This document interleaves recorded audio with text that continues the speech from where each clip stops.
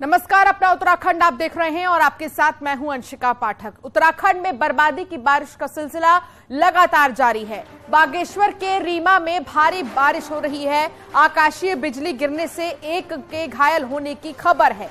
10 साल की बच्ची घायल हो गई है। इलाज के लिए अस्पताल में उसे भर्ती किया गया है। तो आफत की बारिश लगातार जारी है। लगातार बारिश हो रही है। मौसम का मिजाज बदला हुआ है और इलाज के लिए एक बच्ची को अस्पताल में भर्ती किया गया है, क्योंकि आकाशीय बिजली गिरने से बच्ची घायल हो गई है और उसे अस्पताल में भर्ती किया गया है। बागेश्वर के रीमा में भारी बारिश का सिलसिला अभी भी जारी है। सुष्मिता थापा संवाददाता बागेश्वर से हमारे साथ जुड़ गई हैं। सुष्मिता, बारिश का सिलसिला अभी थमा नहीं है। ये बारिश एक समय के लिए राहत वाली लगी तो अब ये आफत बन गई है। क्या जानकारी मिल रही है? मौसम विभाग की तरफ से क्या कहा गया? जी, मौसम विभाग के अनुसार जो बारिश है कंटिन्यू सुबह तक कंटिन्यू थी और रीमा क्षेत्र में अभी भी जारी है। तो कल शाम को लगातार मौसम खराब होने से लगातार बिजली गिर रही थी। उसी दौरान ये बच्ची घायल हो गई और इनके बता कि इसके घर पे ये बिजली गिरी, जिसके बाद इनके जो परिजन हैं वो आज बच्ची को लेकर अस्पताल पहुंचे हैं। बच्ची शॉक पे है और कुछ छींटे उसके आकाशीय बिजली के पड़े हैं। बच्ची अभी खतरे से बाहर बताई जा रही है। चलिए, बहुत शुक्रिया सुष्मिता जानकारी साझा करने के लिए। तो उत्तराखंड में हुई बारिश से मशहूर पर्यटक स्पॉट मसूरी में भी नुकसान हुआ है। बारिश के चलते मलबा आने से रोड साइड खड़ी गाड़ियों पर मलबा और पत्थर गिरने से गाड़ियां कबाड़ में तब्दील हो गई हैं। आप इन तस्वीरों को देखकर ये अंदाजा लगा सकते हैं कि जो गाड़ियां रोड साइड खड़ी थी वो गाड़ियां अब किसी कचरे से कम नहीं लग रही हैं। भारी बारिश के चलते पहाड़ और भूस्खलन की वजह से कई सारे ऐसे पत्थर है पहाड़ों से जो नीचे की ओर आने लगते हैं और ये गाड़ियों पर गिर गए हैं, जिसकी वजह से बहुत ज्यादा नुकसान यहाँ पर देखा जा सकता है।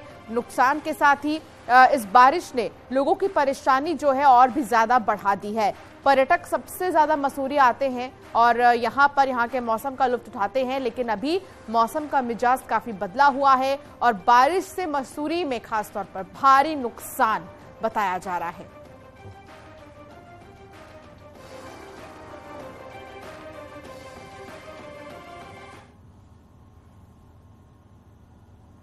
रामनगर में हो रही मूसलाधार बारिश से कल नदी नाले उफान पर आ गए। यहां के टेड़ा में बरसाती नाले के उफान में आने के कारण एक यात्री बस पलट गई है। ये बस रामनगर से डोबांस जा रही थी, जिसमें 27 यात्री सवार थे, जिन्होंने बस के ऊपर चढ़कर अपनी जान बचाई है, जिन्हें पुलिस और स्थानीय लोगों की मदद से रेस्क्यू किया गया है। सभी लोग सुरक्षित बताए जा रहे हैं। ये लोग रोड के उस पार से रेस्क्यू किए गए हैं। जैसे ही नाले का पानी कम होगा तब इनमें से घायलों को अस्पताल में भर्ती किया जाएगा।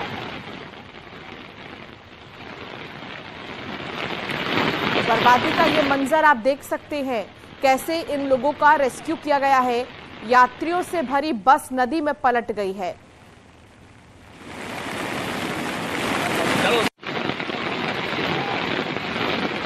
सवारियों को लेकर ये बस जा रही थी यहाँ पे और जल्दीबाजी में बस को इस नाले से पार करने की कोशिश में ड्राइवर जो है गाड़ी को संभाल नहीं पाया और गाड़ी पलट गई, जिसमें लगभग 27 लोग सवार थे और 27 के 27 लोगों को गांव वालों की मदद से और प्रशासन की मदद से यहाँ पर सुरक्षित निकाल लिया गया है। इसमें काफ़ी लोग सवार थे, जिन सभी को सुरक्षित निकाल लिया गया है। कैसा ये हादसा हुआ, कुछ जानकारी मिल पाई सर? कैसा जो बचाव कार्य चल रहा है? बचाव कार्य भी प्रगति पे है, अभी चल रहा है काम। अभी जैसे बारिश कम होती है और नाला कम होता है तो उनको अस्पताल भेजा जाएगा।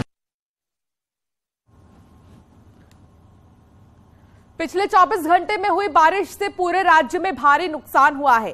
गढ़वाल से लेकर कुमाऊं तक कई जगहों पर लैंडस्लाइड हुआ है, तो वहीं मैदानी इलाकों में बेमौसम बारिश से गेहूं की फसल को नुकसान हुआ है और फसल पूरी तरह जमीन पर लेच गई है, जिससे किसानों को बड़ा नुकसान हुआ है। साथ ही ओलावृष्टि से फलदार पेड़ों के फूलों को काफी क्षति हुई है। इसके साथ ही केदारनाथ धाम समेत ऊंचाई वाले इलाकों पर बर्फबारी हुई है। बर्फबारी से केदारनाथ धाम का रास्ता खोलने में काफी दिक्कतें आ रही हैं।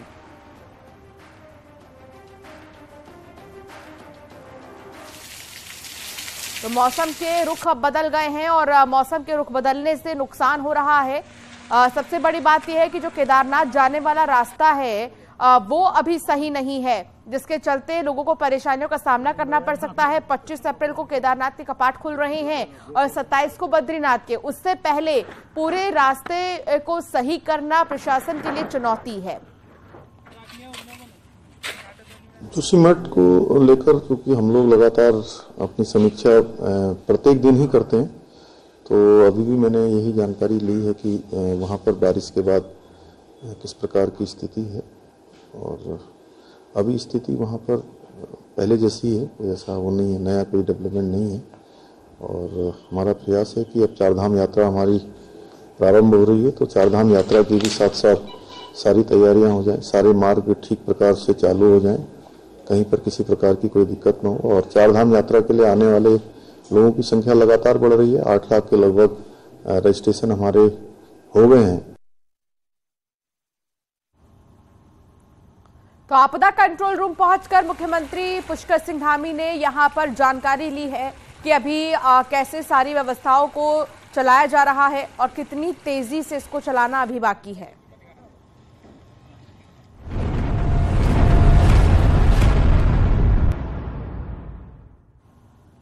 पिथौरागढ़ में एक बार फिर मौसम के मिजाज में भारी तब्दीली देखने को मिली है। यहां निचले इलाकों में जहां बारिश हो रही है तो वहीं ऊंचे इलाकों में बर्फ की सफेद चादर लिपट गई है।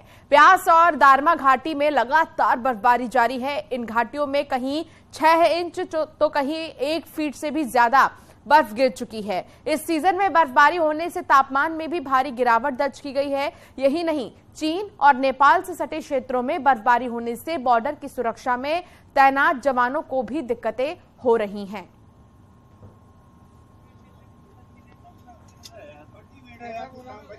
तो बर्फबारी का ये मंजर आप देख सकते हैं, हर तरफ बर्फ ही बर्फ है। कहीं 6 इंच तो कहीं 1 फीट तक जो बर्फ की मोटी चादर है वो देखने को मिल रही है। पिथौरागढ़ का ये हाल है। ब्यास और दारमा घाटी में खासतौर पर जमकर बर्फबारी हो रही है, जिसके चलते यहाँ पर प्रशासन के लिए चुनौती हो गई, क्योंकि यहाँ के जो रास्ते हैं उनको क्लियर करना बहुत ज्यादा जरूरी है।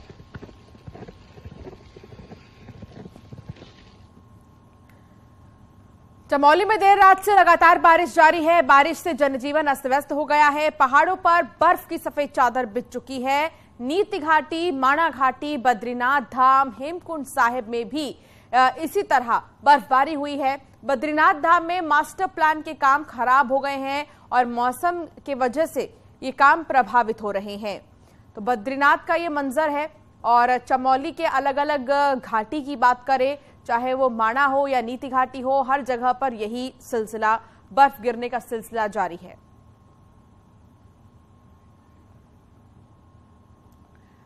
पहाड़ों में देर रात से ही मौसम खराब है। हिमालयी क्षेत्रों में बर्फबारी तो निचले क्षेत्रों में बारिश हो रही है। बारिश का सबसे बुरा असर केदारनाथ धाम की यात्रा तैयारियों पर पड़ रहा है। धाम में पिछले 15 दिनों से बर्फबारी हो रही है। बर्फबारी के कारण केदारनाथ धाम की यात्रा व्यवस्थाएं बुरी तरह से चरमरा गई हैं। अभी तक धाम केदारनाथ पैदल यात्रा मार्ग पर आवाजाही शुरू हो जानी थी, लेकिन लगातार बर्फ गिरने से पैदल मार्ग पर ग्लेशियर टूट रहे हैं, जिस कारण पैदल मार्ग नहीं खुल पा रहा है। अब यात्रा शुरू होने से महज 24 दिन का समय है और मौसम लगातार खराब है। ऐसे में प्रशासन के सामने भी चुनौतियां खड़ी हो गई हैं। तो वहीं उत्तरकाशी में भी लगातार बारिश और बर्फबारी हो रही है, जिसके चलते कड़ाके की ठंड पड़ रही है। गंगोत्री धाम समेत ऊंचाई वाले क्षेत्रों में बर्फबारी जारी है, जिससे पूरे क्षेत्र में अचानक एक बार फिर से ठंड पड़ने लगी है। यमुनोत्री, हरिकुदुन और दायरा बुग्याल समेत ऊंचाई वाले इलाकों में भी बर्फबारी हो रही है। मार्च महीने में जमकर बर्फबारी देखने को मिली और उधर किसानों की चिंता बढ़ी हुई है। किसानों की चिंता बढ़ गई है।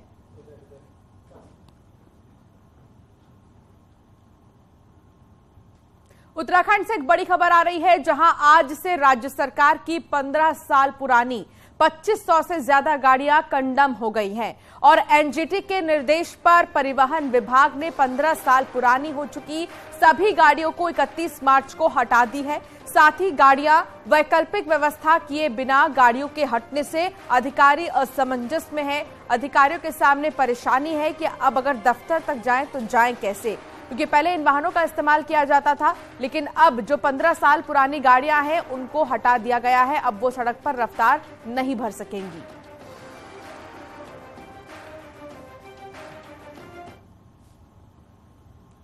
देहरादून सचिवालय में सशक्त उत्तराखंड @25 के लिए मुख्यमंत्री पुष्कर सिंह धामी मीटिंग कर रहे हैं। सचिवालय में विभिन्न विभागों की मुख्यमंत्री समीक्षा कर रहे हैं। मीटिंग में विभिन्न विभागों के सचिव मौजूद हैं और राज्य के समग्र विकास के लिए मंथन भी हो रहा है।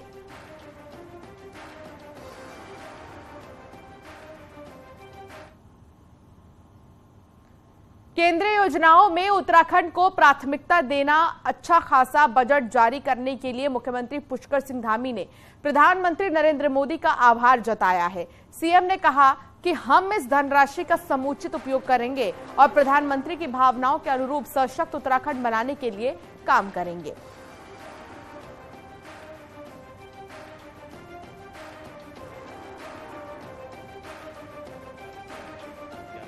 मैं अपनी प्रधानमंत्री जी का धन्यवाद करता हूं कि इस वर्ष बहुत सारी जो सेंट्रल स्कीमें हमारी, एक तो पहले तो काफी लंबे समय से जो रुकी हुई केंद्र की योजनाएं थी, उन सभी को स्वीकृति मिली है। और पिछले सालों के अगर हम देखें तो 4-4 दशक से रुके हुए जो काम है उनको लगातार स्वीकृति मिल रही है। और इसी क्रम में जो सेंट्रल से हर विभाग ने अपने अधिकाधिक प्राथमिकता में लेते हुए उत्तराखंड को हर विभाग ने धनराशि जारी की है। हमको राज्य के विकास के लिए जो धनराशि आई है, हम लोग उसका समुचित तरीके से आगे लगाएंगे, उसको ठीक प्रकार से उसका। उत्तराखंड में निकाय चुनाव और फिर 2024 लोकसभा चुनाव को लेकर बीजेपी एक्शन में है। संगठन और सरकार दोनों ही स्तर पर रणनीति तैयार हो रही है। इस पर उत्तराखंड बीजेपी के प्रदेश अध्यक्ष महेंद्र भट्ट ने न्यूज 18 के साथ विस्तार से चर्चा की। देखिए। व्यक्तिगत रूप से उनसे मेरा मिलना और उनके द्वारा जिस प्रकार का स्नेह उत्तराखंड राज्य के प्रति रहता है, वो भी कल उनके सामने जो विषय आए तो मुझे लगा कि वो दृष्टिकोण उनके मन में आज भी है। जहां उन्होंने बद्रीनाथ के भव्य स्वरूप के लिए जो मास्टर प्लान से काम चल रहा है उसकी जानकारी मुझसे चाहिए। इसके साथ साथ इस वर्ष 4 धाम यात्रा में बड़ी संख्या में श्रद्धालु पिछले वर्ष की तुलना में ज़्यादा संख्या में आएंगे, तो उनकी व्यवस्थाओं संबंधी की चिंता उनके मन में थी। इसके साथ साथ ऑल वेदर रोड है, भारतमाला रोड है, इन सारे विषयों को लेकर उनकी वर्तमान प्रगति रिपोर्ट के बारे में मेरे पास जो भी जानकारी थी मैंने उनके सामने रखी है।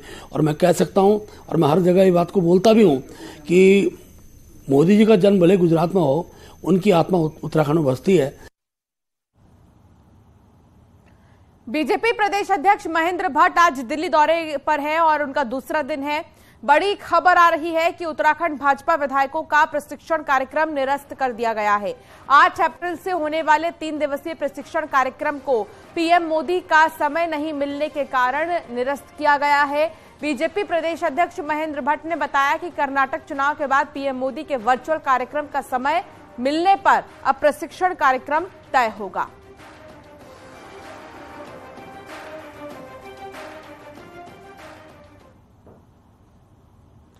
क्रिकेट एसोसिएशन चमोली के सचिव लिटिल मास्टर एकेडमी के कोच नरेंद्र शाह की मुश्किलें अब और भी ज्यादा बढ़ सकती हैं, क्योंकि एकेडमी की 2 महिला खिलाड़ियों ने जांच अधिकारी के समक्ष अपने बयान दर्ज कराए हैं, जिसमें खिलाड़ियों ने नरेंद्र शाह पर आरोप लगाया है कि कोच उनके साथ छेड़छाड़ करता था। खिलाड़ियों ने कहा कि उन्होंने साल 2018 में एकेडमी ज्वाइन की थी। 20 मार्च 2023 को वो खेल प्रैक्टिस कर अपने कमरे में चली गई तो कोच नरेंद्र शाह ने उनके मोबाइल पर फोन किया और अश्लील बातें की। इसकी उन्होंने रिकॉर्डिंग कर ली है। पीड़ितों का आरोप है कि कोच लंबे समय से उनके साथ छेड़छाड़ कर रहा था। उन्हें डराया गया, यदि किसी को कुछ बताया तो वो उन्हें खेलने नहीं देगा और भविष्य खराब कर देगा। लाई जाए, कल भी हम गए थे, वहाँ ड्यूटी लगी हुई है, तो वो कह रहे थे डॉक्टर के हम चेकअप करेंगे, कल बताएंगे, तो आज बताएंगे जो भी बताएंगे। तो सर ये अगर रेसिडेंट्स की तबीयत सुधार आता है तो क्या अरेस्टिंग होगी? अब देखो ये तो साक्ष्य पहले जुटा रहे हैं, उसको भी पूछेंगे क्या है क्या नहीं है, लेकिन ये तो पोक्सो का मामला है तो पोक्सो में तो अरेस्टिंग होती है। दिल्ली से कोटद्वार, लैंसडाउन और श्रीनगर जाने वाले यात्रियों को अब जल्द ही बेहतर सड़क की सुविधा मिल सकेगी। राजमार्ग 534 के चौड़ीकरण का काम जल्द शुरू होने जा रहा है, जिसके लिए दुगड्डा से सतपुली के बीच भूमि अधिग्रहण के साथ ही पेड़ों का पातन भी शुरू किया जाएगा। केंद्र की ओर से पेड़ों के काटान के लिए बजट जारी कर दिया गया है। विधानसभा अध्यक्ष रितु खंडूरी का कहना है कि सड़क परिवहन मंत्री नितिन गडकरी से उन्होंने मुलाकात की थी और अब सड़क को लेकर जल्द काम शुरू कर दिया जाएगा। देखिए, NH को लेकर, NH 34 को लेकर और बाईपास को लेकर भी मेरी बात हुई थी और मैंने आदरणीय मंत्री जी से निवेदन किया था कि इसको जल्द से जल्द किया जाए।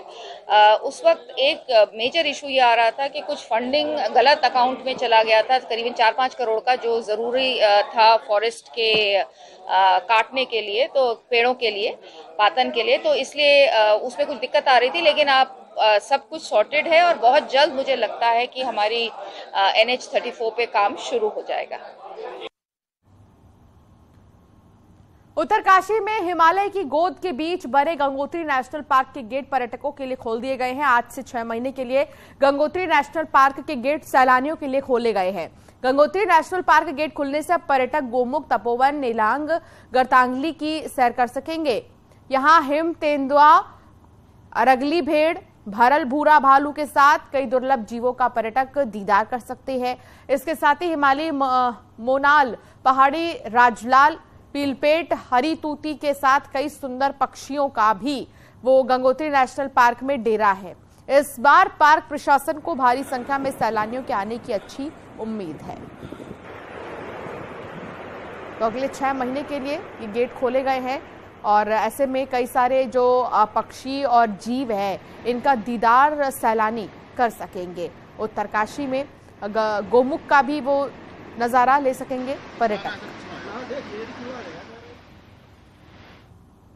राष्ट्रीय पार्क का कनफू गेट 1 अप्रैल 2023 को खोल दिया गया और मुझे उम्मीद है कि इस बार पर्यटकों की संख्या में काफी इजाफा होगा। हम इसके लिए पूर्णतः तैयार हैं। आज गंगोत्री नेशनल पार्क के गेट खोल दिए गए हैं। सर्वप्रथम में कनखू और गर्तांगली तथा भैरव घाटी बैरियर खोल दिया गया है और सभी पर्यटकों से पर्यटक आए और गंगोत्री नेशनल पार्क का भ्रमण कर उसका दीदार करें। धन्यवाद। देश में बाघों के संरक्षण के लिए लॉन्च किए गए प्रोजेक्ट टाइगर को आज 50 साल पूरे हो गए हैं। इन 50 सालों में कॉर्बेट दुनिया में बाघों के घनत्व के मामले में नंबर 1 बनकर उभरा है। ऐसे में बढ़ते बाघ यहां अपने साथ कई चुनौतियां भी लेकर आए हैं। देखिए रिपोर्ट।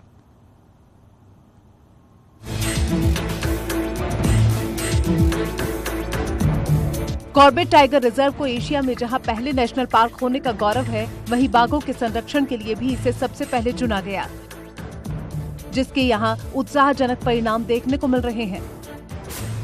1300 स्क्वायर किलोमीटर में फैले इस टाइगर रिजर्व में करीब 250 बाघ मौजूद हैं, जो घनत्व के हिसाब से दुनिया में सबसे ज्यादा हैं। हाँ, वास्तव में बाघों की संख्या में बढ़ोतरी हुई है। इसके साथ ही साथ काफी चुनौतियां भी आई हैं, जैसे कि बाघों का अवैध शिकार और उनके अंगों का भी शिकार की संभावना है। इसके लिए कॉर्बेट टाइगर रिजर्व का हमेशा से यह प्रयास रहा है कि अपनी क्षमताओं में बढ़ोतरी कर किस तरीके से इन शिकारी गतिविधियों पर अंकुश करना है। कॉर्बेट में बढ़ते बाघ एक और जहां लोगों को खुशी देते हैं, वहीं इन बढ़ रहे बाघों के चलते विभाग के लिए कई चुनौतियां भी मुंह बाए खड़ी हैं। इन बाघों को शिकारियों से बचाने की चुनौती के बीच मानव से इनके टकराव को रोकना भी बड़ी चुनौती बनकर उभरी है। प्रोजेक्ट टाइगर जो 1973 में लॉन्च हुआ था, वो उसके लिए कॉर्बेट ही सबसे पहले जो टाइगर रिजर्व बना था, उसमें बाघों की संख्या उस टाइम जो थी उससे बढ़कर अभी 200 से ज्यादा बाघ हो गए हैं। प्रोजेक्ट टाइगर लॉन्च होने के बाद से बाघों की आबादी के मामलों में कॉर्बेट ने कभी पीछे मुड़कर नहीं देखा।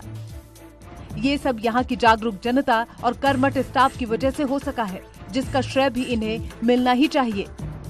न्यूज़ 18 के लिए रामनगर से गोविंद पाटनी की रिपोर्ट।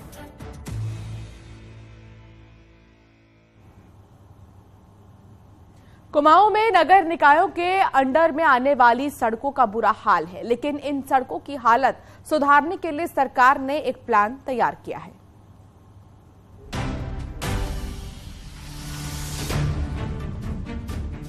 सरकार ने भले ही कुमाऊं की बड़ी सड़कों के इन गड्ढों को भरने के आदेश दे दिए हों, लेकिन नगर निगम, पालिका और पंचायतों की ये छोटी सड़कें अभी भी गड्ढों से पटी पड़ी हैं। कुमाऊं के सबसे बड़े नगर निगम हल्द्वानी की भी 35 से ज्यादा सड़कें बदहाल हैं। चुनाव के मुहाने पर खड़े पार्षद इसके लिए सरकार को कोस रहे हैं। हल्द्वानी की सड़कों की स्थिति आप जाके देख लीजिए साहब, इतने गड्ढे हैं, हर जगह पे आप चले जाइए, चाहे आप मंडी वाली रोड में चले जाइए, चाहे आप ऊपर को चले जाइए, सब जगह आपको गड्ढे मिल जाएंगे। चाहे आप नगर निगम के बगल में चले जाइए, गाड़ी में आदमी उछलता रहता है। हालांकि इस नाराजगी के बीच नगर निगम के अधिकारी जल्द ही सड़कों को बेहतर करने का दावा कर रहे हैं।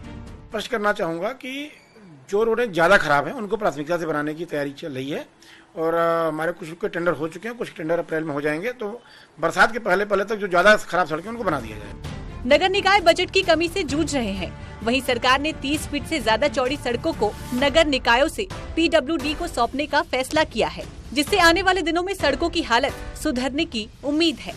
न्यूज़ 18 के लिए हल्द्वानी से शैलेंद्र नेगी की रिपोर्ट।